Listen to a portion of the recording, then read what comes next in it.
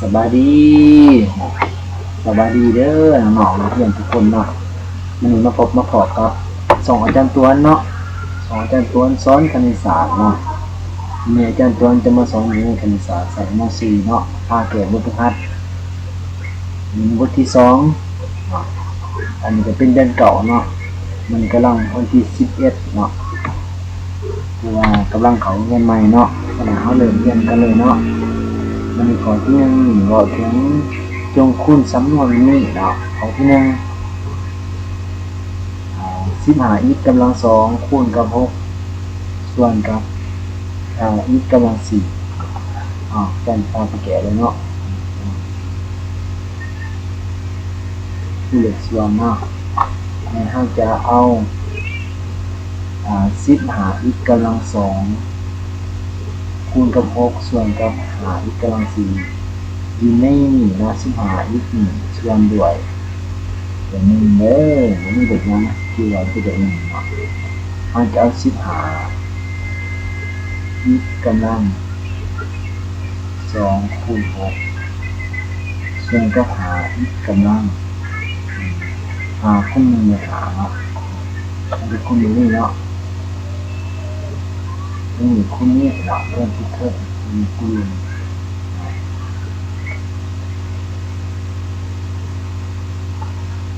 และเราก็จะได้15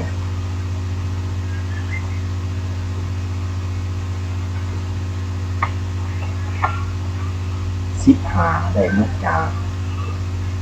3คูณ5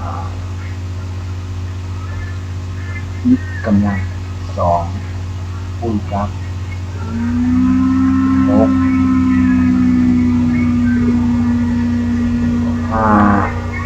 x กำลัง4คูณจะแปลงเป็นกำลัง2คูณ x กำลัง2หลังจากนั้นเราจะห้อนไปเราจะห้อนไปx กำลัง2ลดไปส่วนที่เหลือคูณกันเนาะ318ส่วนกับ x กำลัง2ไปแล้วเนาะต่อไปต่อข้อที่2ข้อที่2นี่คำตอบ10ส่วนกับ y 3y คูณกับ 9y กำลัง3เอาไหนเนาะถามให้ดูหน่อยมันกำลังหาได้เนาะเรากำลังหาได้อยู่ในนี้เนาะสามารถแสดงให้น้องๆเห็นว่า9ในส่วนด้วย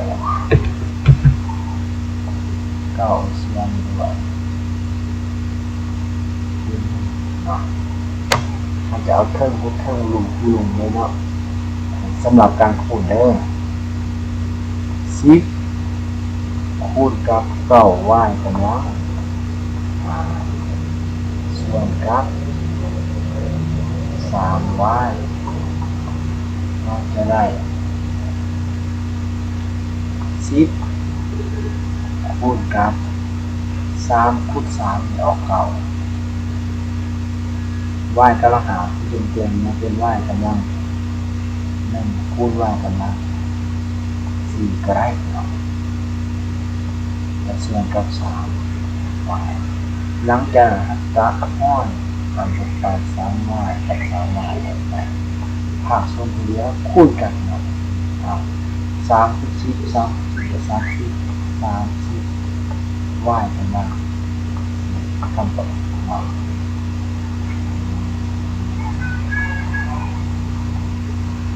ต่อไปเนาะต่อไปเลยคือข้อที่3ข้อที่11 x คูณกับ3ส่วนกับ1 2 1 x ออกมาได้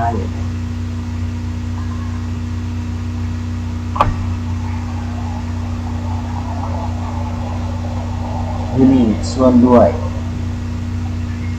เด้อมันมีเป็นยังเป็นมาเป็นเด็กเนาะ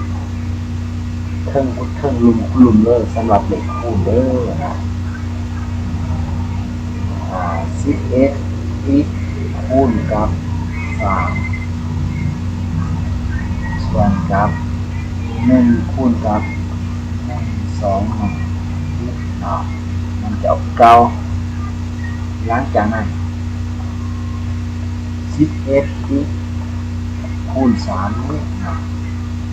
ส่วนด้วย121ได้มาจาก11คูณกับ11 x มันจะได้ตัดหอดออกไป11 x กับ11 x ลดไปเหลือเท่ากับ3ส่วน11ออกจะออกสมมุติต่อไปเป็น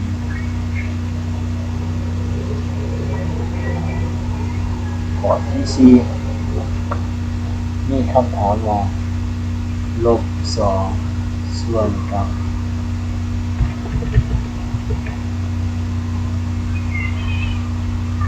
10 y กำลัง2คูณกับ5y กำลัง2เอาครับ5y กำลัง2ส่วนด้วย1เลยเพิ่มคูณเพิ่มลุมคูณลุมเลย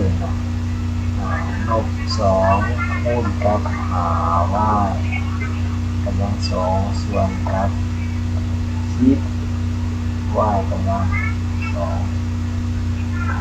มันจะได้เลย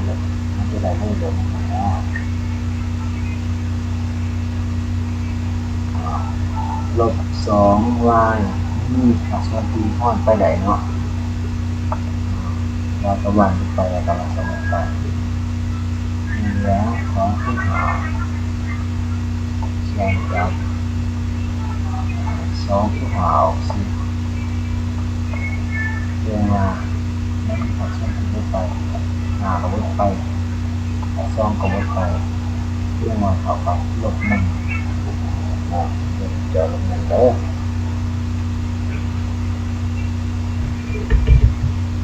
ข้อที่5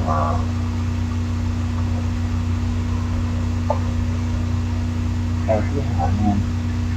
a ส่วน b คูณกับ b ส่วน a ตัวนี้ตอนนี้มันจะได้ a คูณ b ได้ a คูณส่วนกับ b คูณ a ได้ a ที่เก่างานกันออกนี่แม่นคือกันง่ายเนาะข้อที่6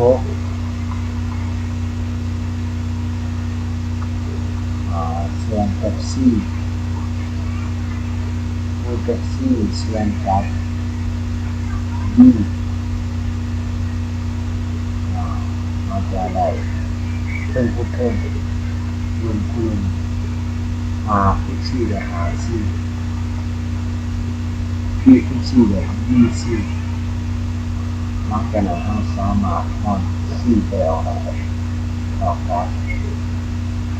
ส่วนลบและข้อที่7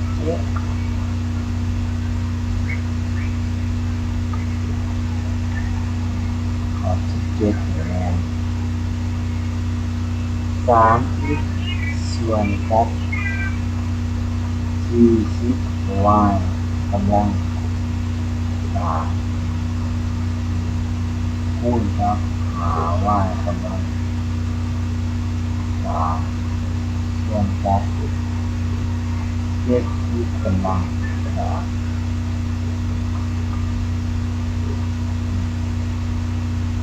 3 x เท่ากับรวมคูณกันคูณกับ5y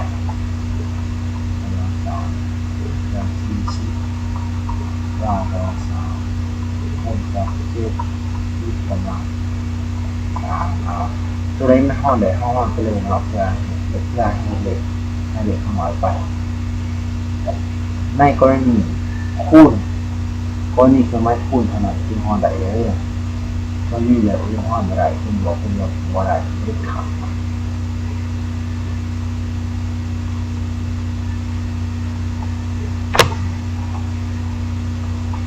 3 x คูณกับ5 40แต่ไม่จากแต่เพื่อหาเจ็ดเจ็ดอีกกำลังสองคูณกับอีกเกิดกำลังสามอีกคือเปิดไปครับถ้าเราหาไปแสดงว่ามีคูณหนึ่งแล้ว1ส่วนกับ56แต่756อีกกำลังสอง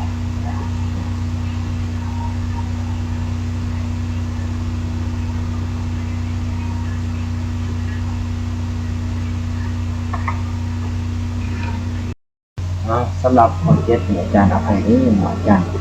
เอ็ดผิดเนาะเพราะว่าตัวนึงเอาบริขอที่8จะแก้ใหม่ครับที่เพิ่งจะ2ขอเลยเก็บได้3อีกส่วนกับ40 y กำลัง3คูณกับ5y กำลัง3ส่วนกับเป็น6เนาะ6กำลัง2นี่ก็เป็นอย่างเนาะส่วนข้อแบ่งข้อไปเลย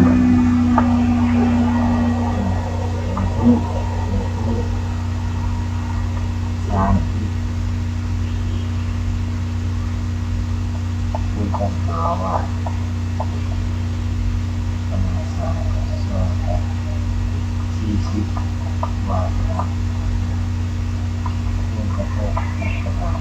2เท่ากับ3คูณกับ5y กำลังส่วนกับ8คูณ5y กำลัง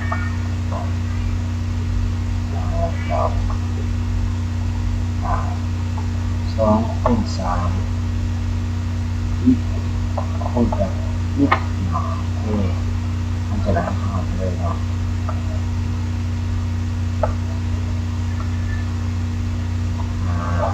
ออกมาออก3ออกไป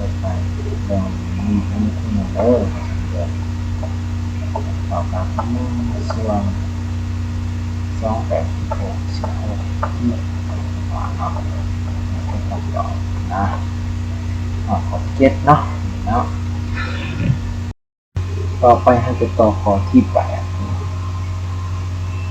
ข้อที่8มีคำถามมาทราบ 4x ส่วนกับ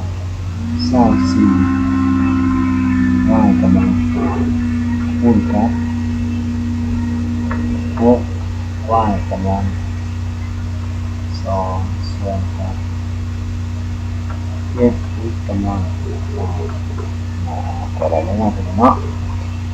ตัวนี้แมนเขาจะเอาเพิ่มลงกลุ่มคือการเนาะลดตัวนี้เป็นกลุ่มแบบนี้ปฏิบัติตามสูตรของเขาเนาะสูตรได้เกี่ยวกับนั้นa ส่วน b คูณกับ c ส่วน b เนาะถ้าจะได้ a c ส่วนกับ b d สูตรแล้ว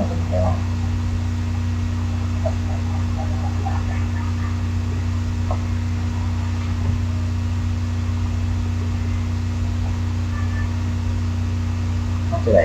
4คูณ6ว่าประมาณ2แล้วก็24ว่ากำลัง3คูณ7กำลัง3จะได้การแกะตองลุ่มแล้ว4คูณกับ6ว่ากำลัง2นี่จะขาวลุ่มเปลี่ยนเนาะขาวลุ่มเปลี่ยน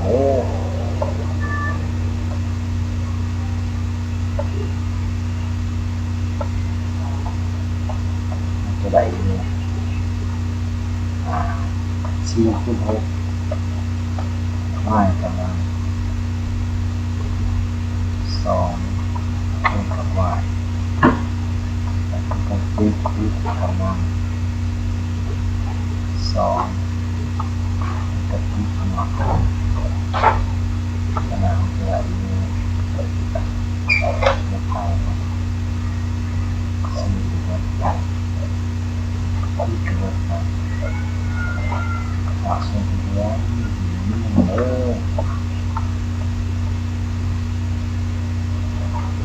ได้ยก ำลังสองว่าลงไปต่อไปจะเป็นข้อที่เก่านะข้อที่เก่ามีคำถามว่า3 ส่วนxคูณกับxกำลังสองส่วนกับ4คูณกับ8xส่วนกับ3เราจะได้อยู่เป็นอย่างนี้เนาะเพิ่มคุณเลยเนาะคุณกันจะได้อยู่3คูณxกำลังสอง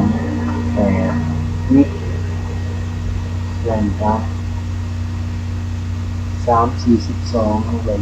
20เอาเป็นอย่างนั้นเนาะxคูณ4คูณ3ได้อยู่ต่อไปจะหารเลยเนาะ3ลบไป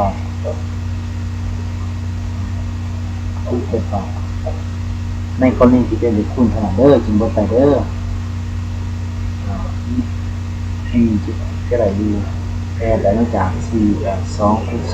4คูณ2ก็ได้คูณ2ส่วนกับ4ลดไปคูณ2อีกเนาะอีกเนาะ2กำลัง2ต้องกำลัง2ให้ถึงเด้อ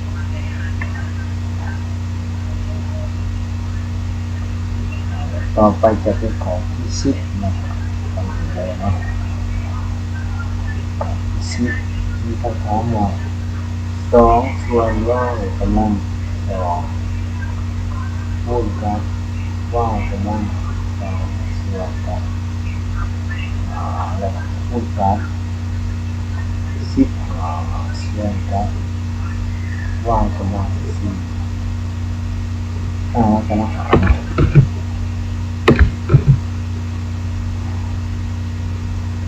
คูณกับ3ส่วนกับyกำลัง4ก็มีกับตัวอย่างมาคูณเลยเพื่อที่คงอยู่คูณเนาะปฏิบัติตามลูกศรที่ครูสอนเด้อมันจะได้อยู่2 y กำลัง3คูณ15คูณ3กับy กำลัง2คูณกับ5คูณกับy กำลัง3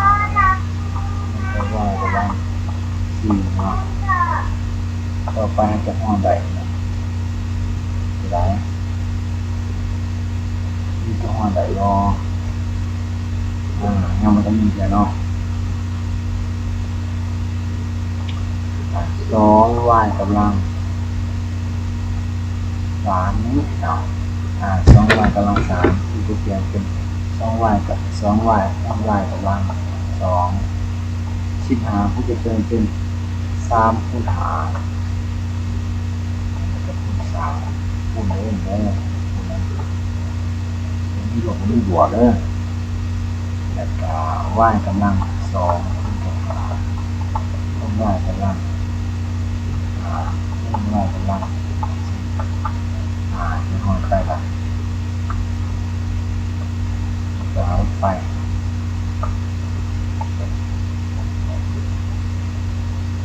เอาหมดไป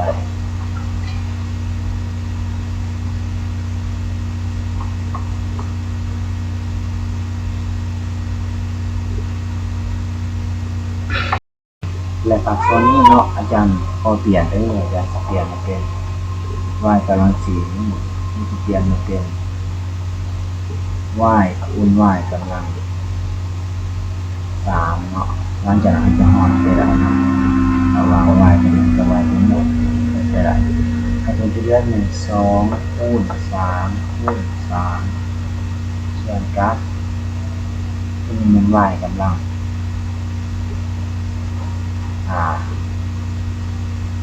8คำตอบที่1จะออก9 2 18 18y กำลัง